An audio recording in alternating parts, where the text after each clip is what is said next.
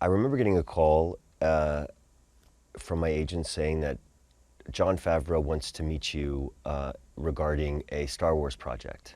And so I immediately said, when and where. I wanted to meet Jon Favreau. I didn't care what he wanted me to do. I go and I meet Jon at his office, and he invites me into this room that is basically, corner to corner, covered in story illustrations of this project that he's working on. And there are all of these incredible images of a Mandalorian character. The Mandalorian, it's interesting. I mean, we all know the helmet, but the helmet is Boba Fett.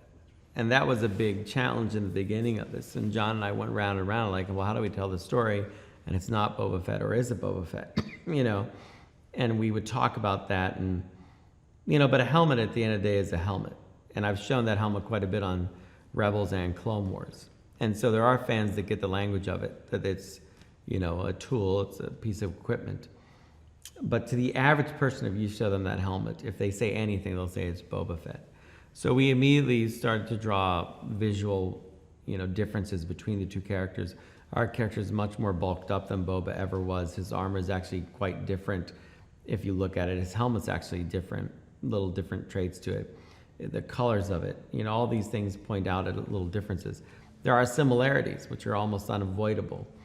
But we wanted to tell a story with somebody where we had kind of more of a blank page to write it. Yeah, it's amazing. It's really, for me, I felt with the pilot, my job was to show this guy as he is, as he has been, a hardened kind of weather-beaten person that, has been through things we can't imagine and is just doing a job. And his job is hunting down beings and turning them in. The consequences of that, the morality of it, I get paid.